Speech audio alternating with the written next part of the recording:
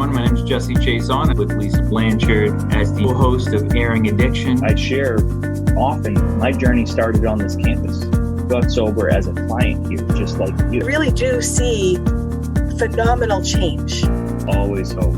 I've seen situations that on the surface look impossible become possible. Doing this podcast is to share those recovery stories, be honest about what the challenges are and have some real conversations, but kind of share that out on the airwaves. Welcome, everybody, to today's episode of Airing Addiction. If you're watching live or listening, close to when we release it, this is our October episode, and we're really excited to talk today. I mean, today's conversation is going to touch really every corner of recovery, right? We're going to talk about, substance use treatment. We're going to talk about peer recovery. We're going to talk about supporting families, because we really have kind of an amazing guest today that can really probably speak to all of those things. So I'm Lisa Blanchard. With that, I'm going to turn it over to Jesse, my co-host, to introduce our fabulous guest today.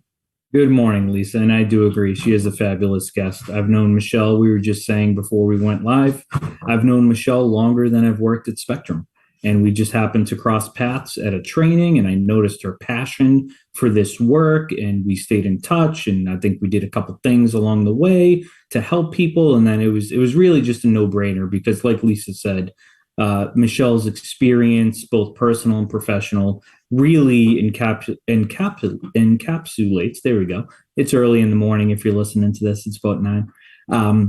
Really brings together many different strands of the Airing Addiction podcast that Lisa and I talk about every episode. So without further ado, I would love to introduce Michelle Dunn. She's the AVP of Substance Use Services for GAAMHA. Good morning, Michelle. Morning. And to start off, please introduce yourself, or share a little bit, as much as you'd like, about what you do, what the AVP for Substance Use Services for GAAMHA is, any personal or professional experience. The floor is yours. Okay, so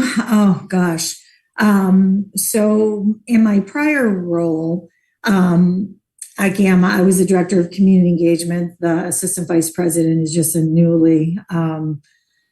promotion for me. Thank you. Yeah, I've been at GAAMHA for just a little over 5 years, and before that, I worked for a business called Work Incorporated. It is a nonprofit located in Dorchester, Mass. But I was an AVP of Employment Services for their Fitchburg office. And basically with that job, it was helping people with barriers to employment, overcome those barriers, get jobs, find career paths, which I'm super passionate about, employment and purpose. And then it just so happened, well, it doesn't just so happen, but I met Sean Hayden, and so many years later, he offered me a job here at GAAMHA as the director of community engagement. And I really love working for GAAMHA. It's a great nonprofit.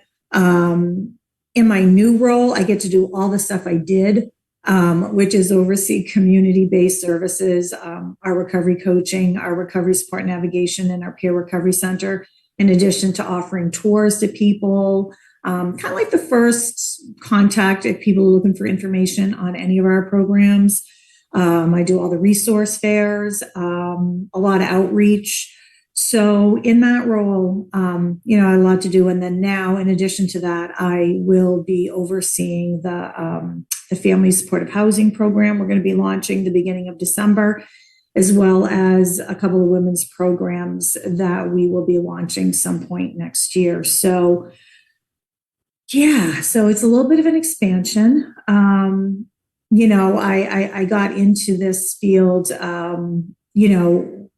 when I found out my daughter was sick. I've always been somebody who's worked for a nonprofit. I've always worked in human services, but not just on this level of working in specifically with substance use disorder. So, I've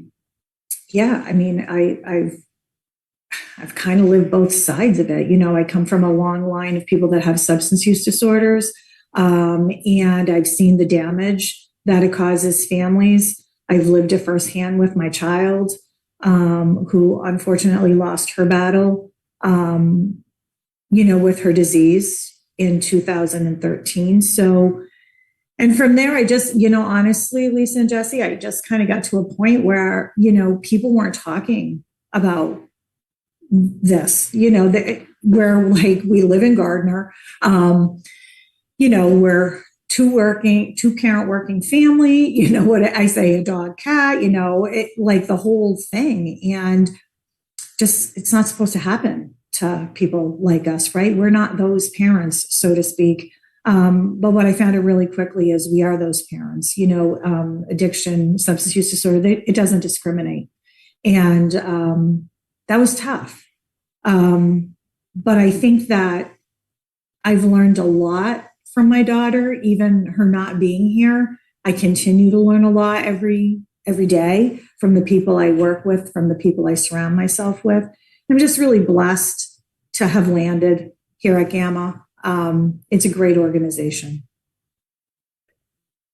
I'm so impacted by yourself and others that can really take really the most tragic thing that can happen to a person. I think I'm a parent. Like I take the most difficult thing that you can imagine, right, in the world.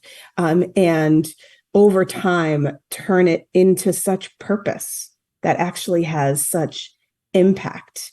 I'm really struck by that. So I wondered if you wouldn't mind talking a little bit about the ways in which you've kind of supported families that are going through similar challenges that you have, and talk about kind of how your daughter Lissa's kind of story is still woven into the work that you do today. Yeah, you're right. It is absolutely the worst thing that could possibly happen to me. I say this all the time. Like the only other thing that would, trump this is if I lost my other child, quite frankly.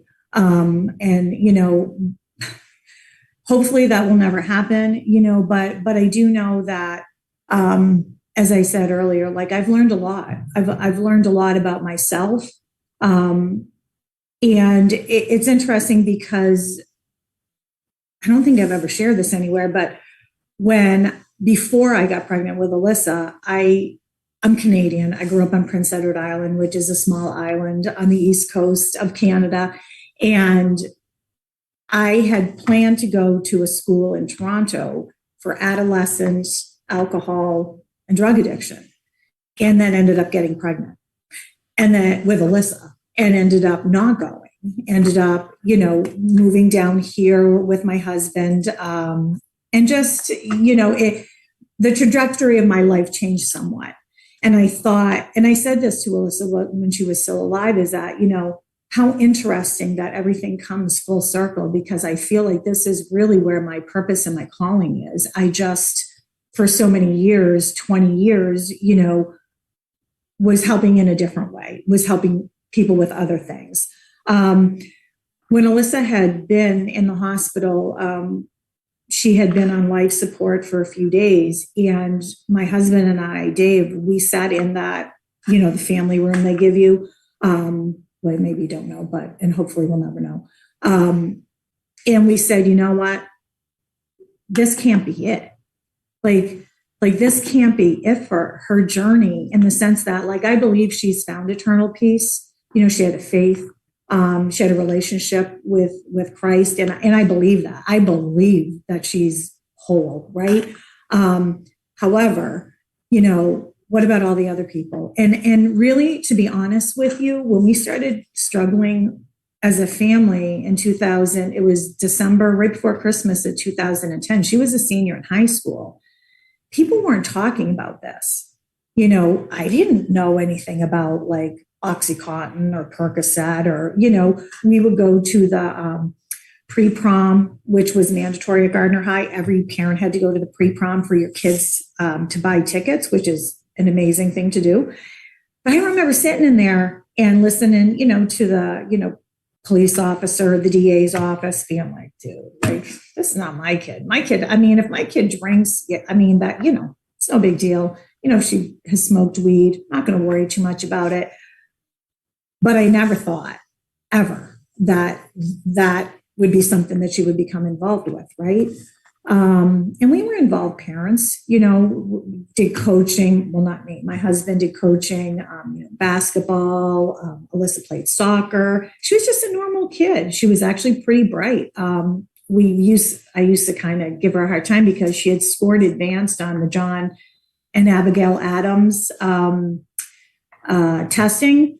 The MCAS testing, and she got the John and Abigail Adams scholarship, which is like free tuition at a state college, right? And I said to her, I'm like, dude, did you cheat on that? She's like, Mom, you can't cheat on that. But like we were always kind of having those things because she was very bright. And so nobody was talking about that. I didn't know anybody who was addicted to anything besides alcohol. That had been my experience. And honestly, like we didn't know where to turn. I can remember, in addition to my full-time job, trying to find treatment, my full-time job for her. Like I didn't know what to do. I figured, okay, we'll send her to detox. She'll do her 5 to 7 days. She'll come home. We'll be good to go. We'll move on with life. It'll be great. And that was an epic fail. She did her first detox when she was probably 2 weeks over the age of 18 at Brattleboro Retreat. And I can remember her coming out of there and being very upset, like crying and saying like, Mom, I don't want to leave. And I'm like, what are you talking about? Of course you want to leave. Like, this is crazy. Like, you're in a detox. And she's like, for the first time in my life, like, I belong here. Like, these people get me. And at the time I was like, that's ridiculous. Looking back, I'm like, oh my gosh, she was 100% right. Right. But she was 18 and I thought she didn't know what she was talking about. And she was young and she was coming home and she was going to college, and that was going to be our journey, which obviously wasn't our journey. And back then, honestly, I hadn't known about Learn to Cope then. I hadn't met Joanne. I actually didn't meet Joanne until after Alyssa passed, a couple months after she passed, when we went to the first Fed Up rally that they had in DC.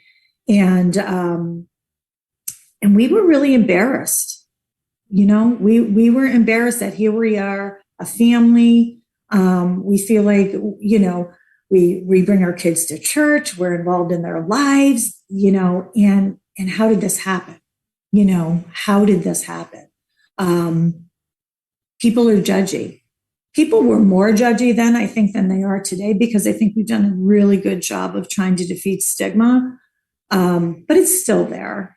And for us, going back to those days in the hospital room in ICU, it was one of those things where we're like, yeah, this can't be it. So we're gonna talk. We're gonna not be silent. We're gonna normalize this, right? Like, not that anybody wants this to happen to their child, but it happens all the time, pretty frequently. You're not exempt. Nobody's immune from this, but it's also not contagious, right? So if you hang out with us, your child is not going to catch this. So we did a lot of stuff like that. We started a foundation called the AED Foundation. It's Alyssa's initials, Alyssa Elizabeth Dunn, but more importantly, it stands for Assist, Educate, and Defeat. And our mission is to assist individuals and their family in the recovery process, educate the community, and try and defeat stigma. So when we first started, we did all the resource fairs. I had no idea how to run a board. So it was friends, family, people we thought should be on the board. From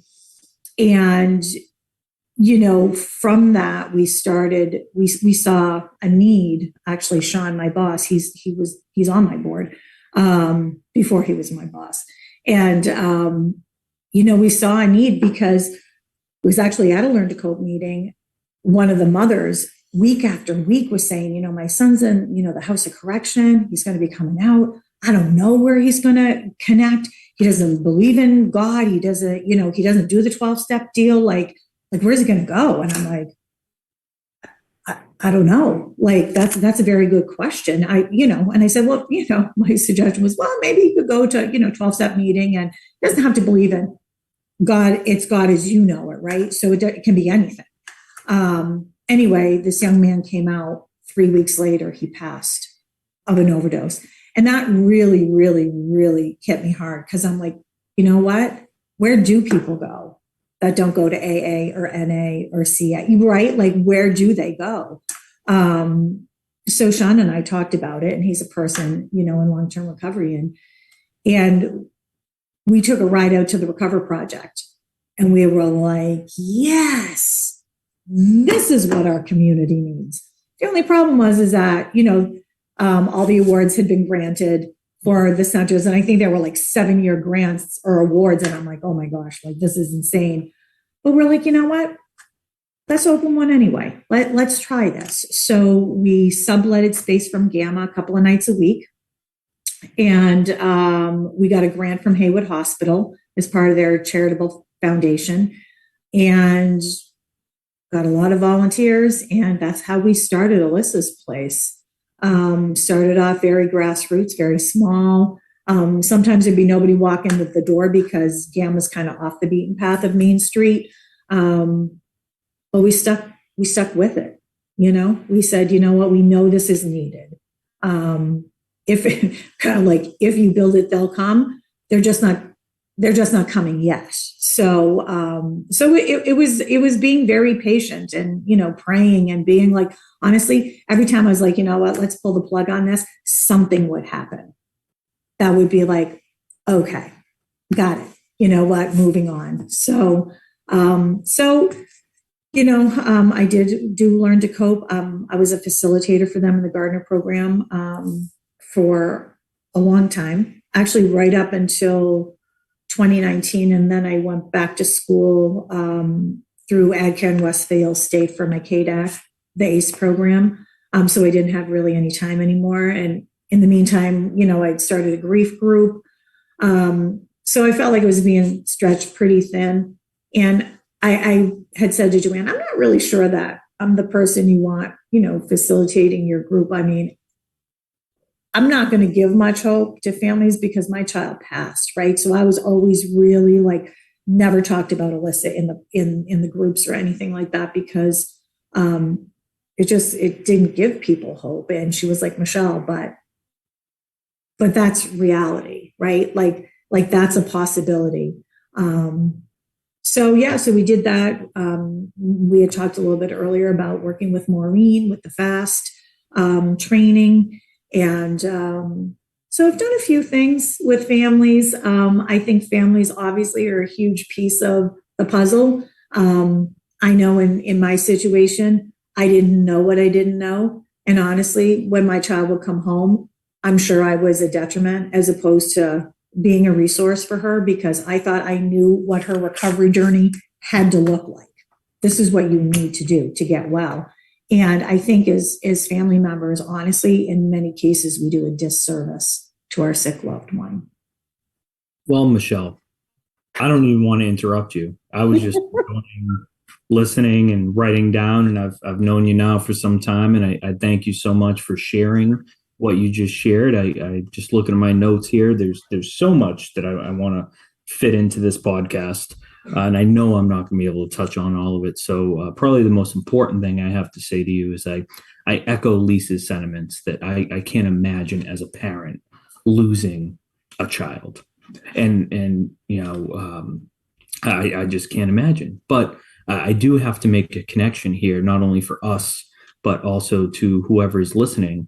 Every single podcast that Lisa and I have done, the word hope comes up. And I heard you say that you did not mention Alyssa's name in those support groups that you facilitated for families. But I just want you to know that you gave those families hope, albeit a different type of hope, that if this worst case scenario grief happened, I'll be okay. Michelle's an example of this is what's going to look like in the worst case scenario. I hope that I don't have to join Michelle on this side of it, if you will. But if I do, here she is, and she's still existing, and she's, I would say, even thriving. So I just wanted to acknowledge that because it is true. Every single podcast we have, right, Lisa, the word hope comes up. Every time, and without prompting, right? Like No problem. No, I was trying to fit it in here somewhere, just being honest, transparently, and I didn't have to.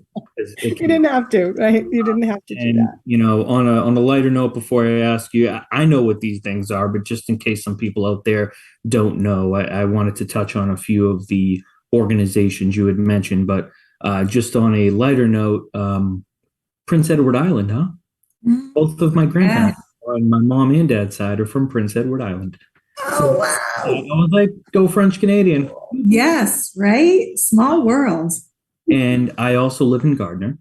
And I also know firsthand, as somebody in recovery, the impact in the life-changing work that Alyssa's place does. And every time I drive by that sign and that heart, I'm getting goosebumps right now.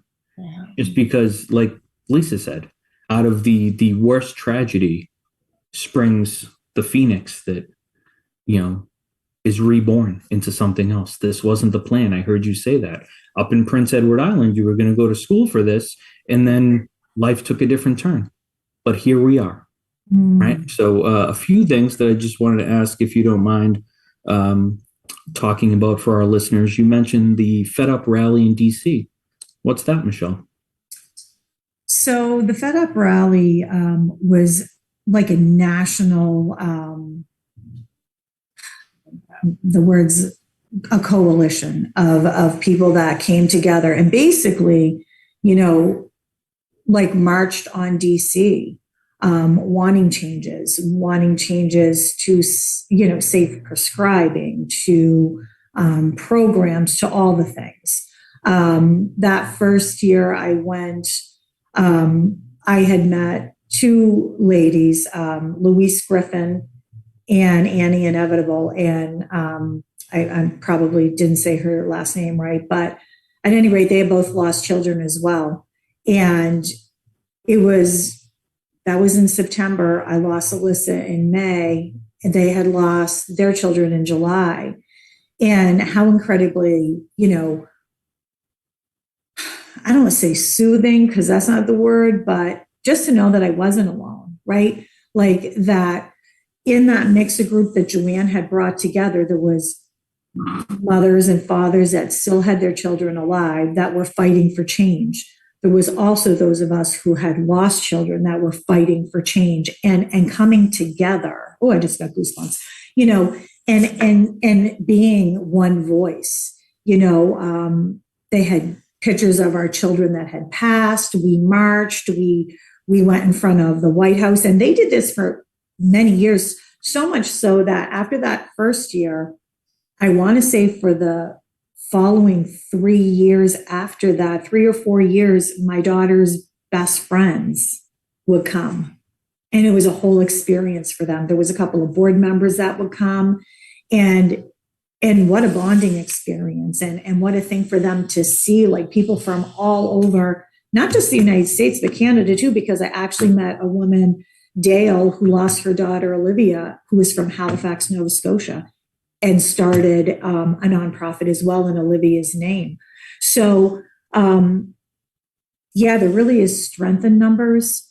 And I don't know, I mean, I think the year before COVID, they kind of changed the format a little bit. So it was more of a day thing as opposed to like a couple of days, because it was a couple of days when we would go. And it would give you an opportunity as well to meet with your members of Congress. One year they did it was a large musical thing. What was it? Oh my gosh, not Faces and Voices of Recovery, but like Aerosmith was there, Melissa Etheridge, like there was like all these like superstars, really, like rock stars. Dr. Oz was there. It was this huge coming together of recovery communities, and we stayed there. And it was probably one of the best experiences of my life, quite frankly. I wish I could remember the name of it exactly, but it was very impactful. So yeah, that's pretty much what that's about. I don't know that they do it anymore. They might, but I think there's been probably branches that have branched off from that, like Faces and Voices of Recovery, I think maybe one. So yeah, so it was a very positive experience for me, and I believe the people that participated as well. One of the themes that I hear throughout your story is the way to combat that stigma that does still exist. We've done great work. I think we continue to do great work. All the work you're doing, all the things that are happening help, but it's still there, right? And it's still there for family members in particular, right? And the way to really support people is with connection, right? Connection is the way to heal individuals with addiction and substance use disorder, but it's also the way to support and heal families or those that have been impacted. And so much of what you do, Michelle, really speaks to that connection. And I have a lot, just like Jesse, I have a lot of things that strike me about your story that I'd love to talk a lot about, but bring it back to that peer recovery model. And Spectrum runs 3, soon to be 4. We're opening our 4th in Lynn. Hopefully Congrats. by January, should construction happen the way that it's supposed to happen. But we're one of the first awardees in the state of peer recovery support centers. We have one in Worcester, one in Marlborough, one in Lawrence. And I've just been, as a clinician, I've been so struck of what gaps that fills, right? That, perspective of lived experience. I love the model and that participatory process. And there's no better way to build a participatory process than to start without any structure and start from the ground up. And I even looked at your calendar this morning for Alyssa's Place, and you have all recovery meetings, which allow, just speaking to exactly what you talked about earlier with the 12 steps, certainly support a lot of people. I'm very supportive of anybody that takes that path. But how do we support those that won't walk in that door, right? How do we create that space, and really kind of starting from the ground up just always makes me think of one of my favorite quotes, not to be cheesy here, but the Margaret Mead quote, right? Never underestimate the power of a small group of committed people to change the world. In fact, it is the only thing that ever has. And I just can't think of a better example of that approach than what you have done.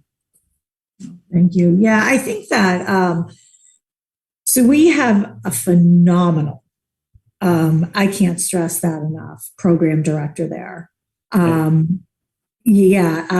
Jackie Morse Blanchard she's the gold standard, platinum standard, actually. I mean, she's just, she has such a heart for people, unlike, honestly, I've ever seen. And what's interesting about the center is that it was really hard. I'm not gonna lie. Like when we opened it, and we were at GAAMHA for a little while, and then GAAMHA bought the building on Central Street with the idea of because it's a storefront, it's right on Main Street, but it's Central Street. One side was going to be peer recovery, one side was going to be a bakery, and then we have 12 permanent supportive housing units above, studio, single occupancy. So we were like, oh, what a great model. Like the people that need support, they could come downstairs during the day, in the evening, and they get support they needed. So bakery didn't work out. Worked out for us because we needed that side, because when we ended up getting state funding, we needed, to have more space. And what's not interesting, but also a fun fact, Jackie was one of the first people that walked in GAAMHA as a member way back when. Like we opened the doors in 2015.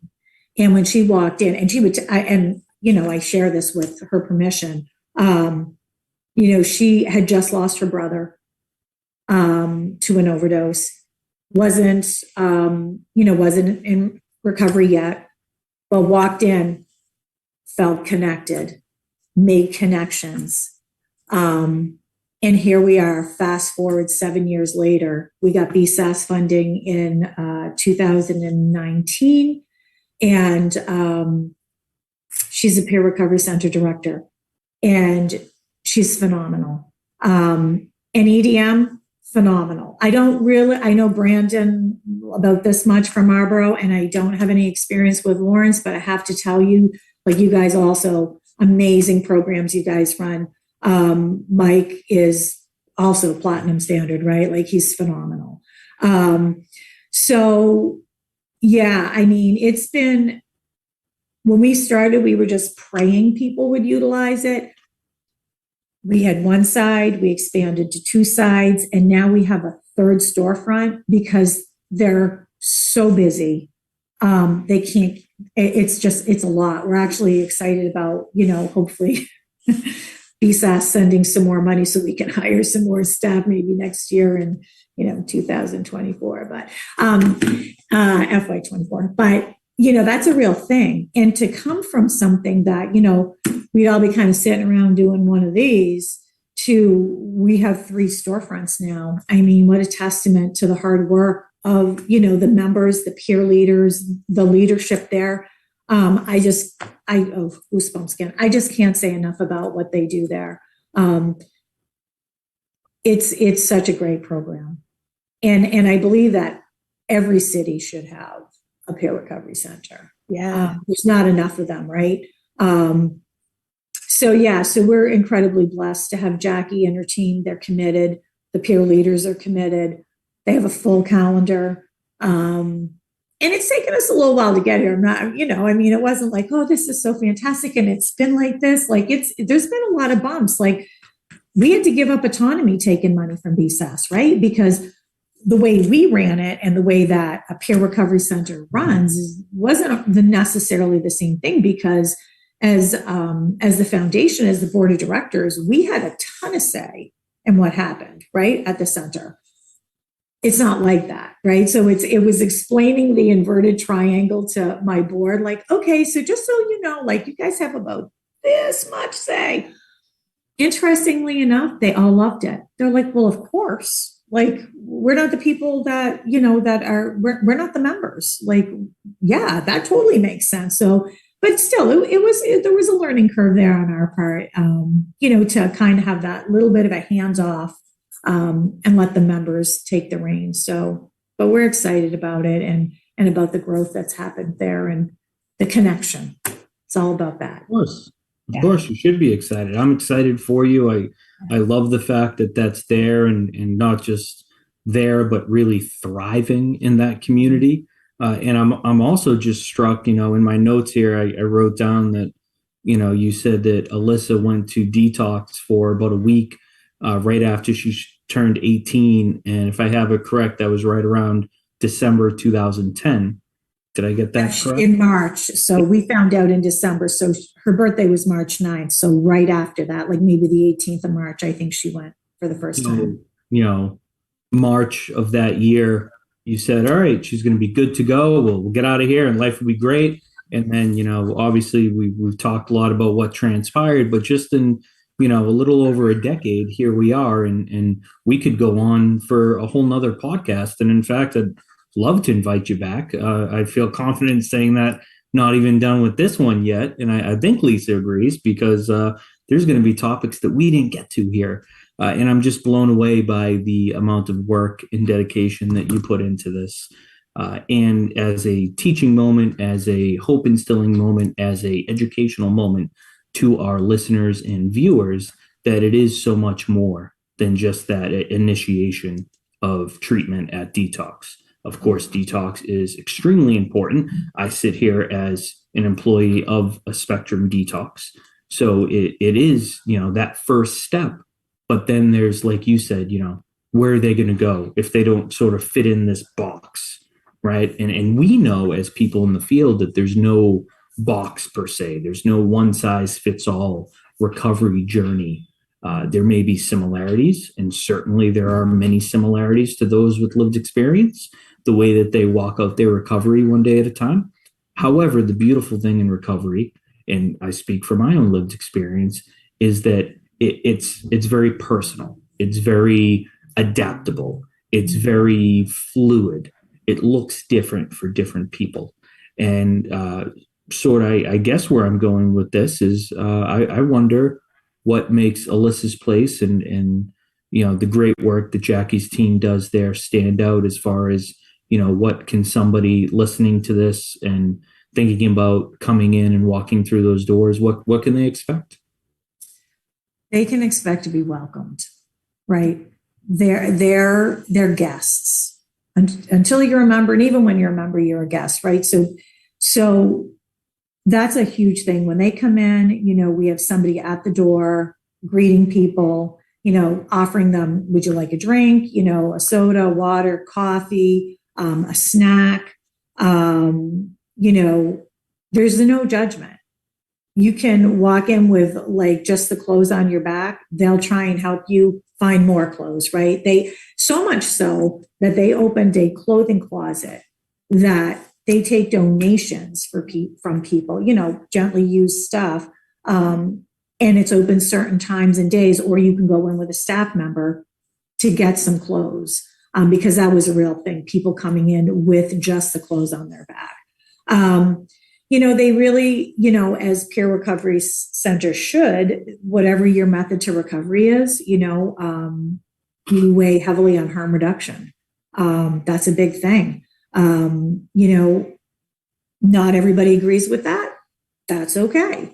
We have people that have walked in there intoxicated that, we're like, how can we get them away from like the general? Because, you have to take everybody's safety into consideration, right? And everybody's recovery into consideration. But like, if you're looking for detox, let's go to the other side to a quiet spot with Jackie or, with one of the senior peer leaders. And let's get you into a detox. Let's make that happen. Because we are rural, they do have a van. So we're able to, get people to detox. We're able to connect them with services. And, whether you're somebody who struggles with a substance use disorder, whether you're a family member who doesn't know what to do, because that was a big piece for me, is that I had nowhere to go. Like, I didn't know where to go. Like, I feel like in this situation, if it was, back in 2010, I feel like I could walk into an Alyssa's place or an EDM and say, I have a sick kid. Like, what do I do? Like, can you help me? What are the resources? And, being a resource broker is huge because, again, you don't know what you don't know. I'm not kidding when I say, like, in addition to my full-time job at the time, like, I spent a ton of time researching, reading, trying to find things that would work for my child. So I think that you're going to be, Jesse, very warmly welcomed. No judgment. You can get Narcan there. You can, because fortunately, GAAMHA is a CNPP for the state. So we're able to have Ray, who's our peer services and outreach coordinator, do Narcan training there, which is fantastic. He does it, I think, once or twice a month. But most of all, you're just going to be, as Jackie would say, and this is a Jackie quote, you're going to be loved on. Yep. And that's a real thing. And that makes me think of kind of early in this conversation, you talked about Alyssa coming out of treatment and not wanting to leave because she felt connection there. She felt like she belonged, like those were her people, right? And you've created that for the community, right? Exactly that feeling that she didn't want to leave in very early recovery, right? Very early, in her journey. And, you've really taken that need and kind of really created that with Alyssa's Place. I never thought of it like that. Yeah, thank you. Yeah, I honestly, that's never made that connection. So, yeah, I mean, again, we just, kind of started the fire. The way it's expanded has nothing to do with us. I mean, it has to do with the people that are there. They make Alyssa's Place. And we're just so thankful that we've been able to watch the growth. They just launched the other day I think it's Bonfire, but it's a website where you get merchandise. It's all Alyssa's Place merchandise. And it was like Christmas. It was so exciting. My husband's like, can you email me or text me that website? Because I want to get on there and see if I can order some stuff, but that's all member driven, right? And it's, we wouldn't have done that. Like, that's all them. and they're feeling belonging there. I'll see some of them, like there'll be pictures. Jackie will post on Facebook, they went on a day trip or they did whatever. And I'll say, oh, I'm homesick with such and such, or, oh, I didn't feel good. I miss my Alyssa's Place family. And I'm like, that's what it's about. So.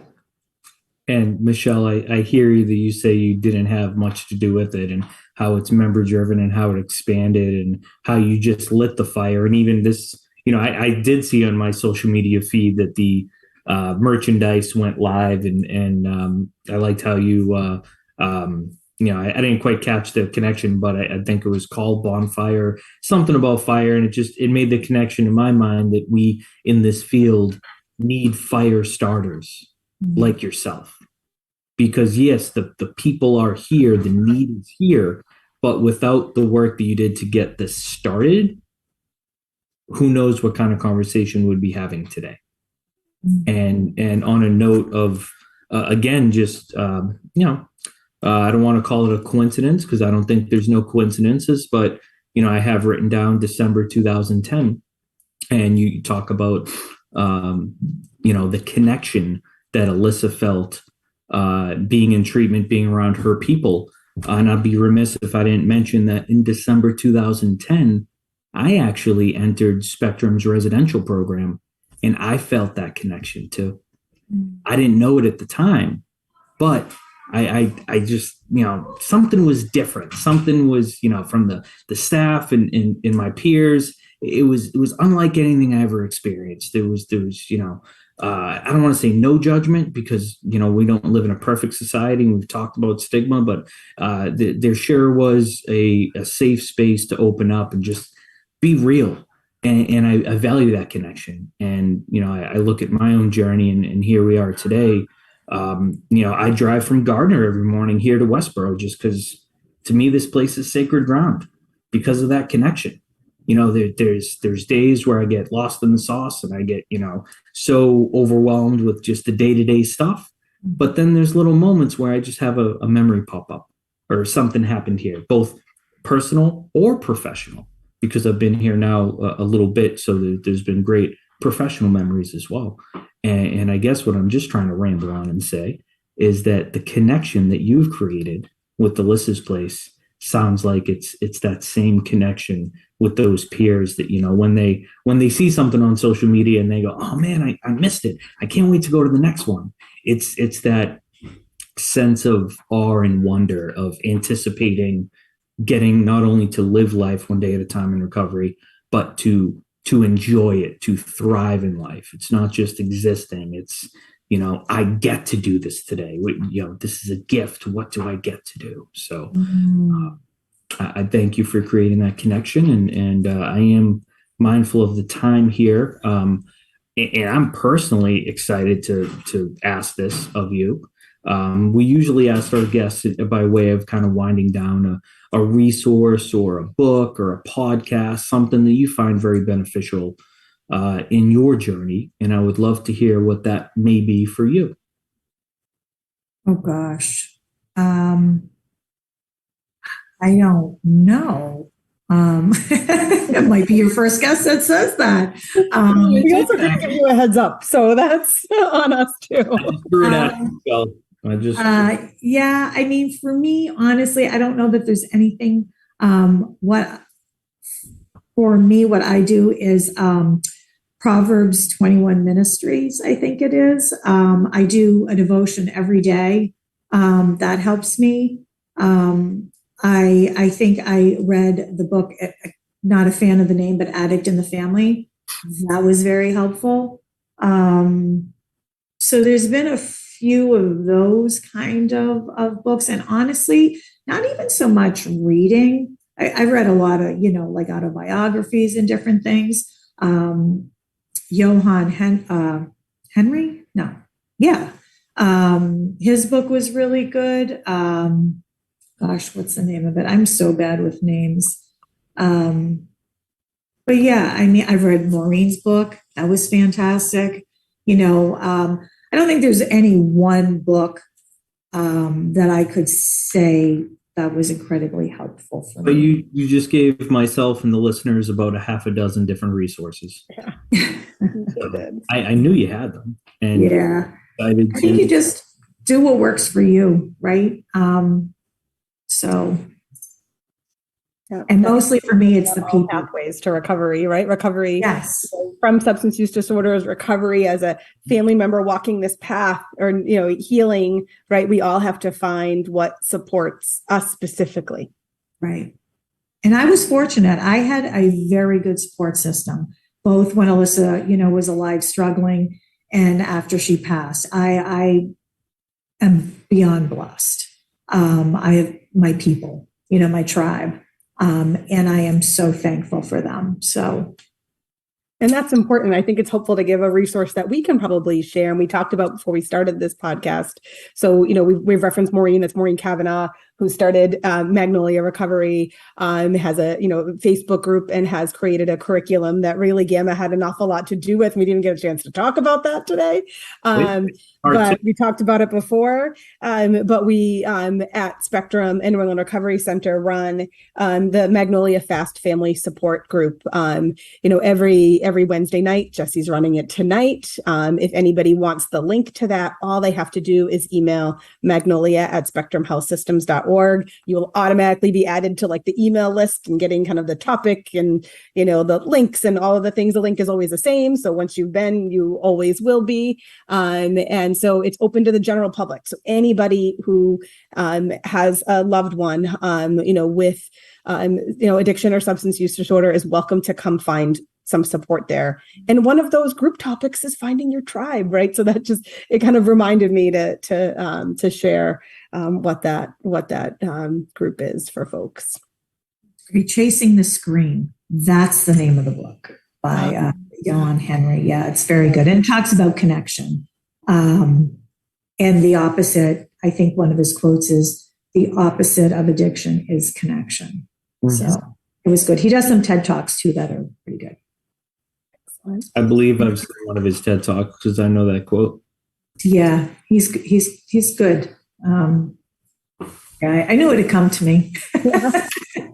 Well, Michelle, you're pulled in a few different directions. I'm impressed that you remembered it in real time for our listeners. So I really am genuinely sincere when I say thank you so much for sharing not only your personal story, but what you've been able to do to help the greater recovery community. And I am confident in saying for Lisa as well that we look forward to have you on again by way of an update of what's new at Alyssa's place, what's new with GAAMHA, what do you do with any free time that you probably don't have, but who's to say what that entails. So thank you very much, Michelle, for joining us this morning. Yeah. Well, thank you for having me. Thank you. All right. For all of our listeners, feel free to subscribe. That's the podcast thing we kind of have to say, but that gets more recovery stories and more hope in your ears. So please do so. And with that, thanks so much for joining, for listening, and we'll see you in the next episode. Thanks again, Michelle. I love it. Thanks, everybody.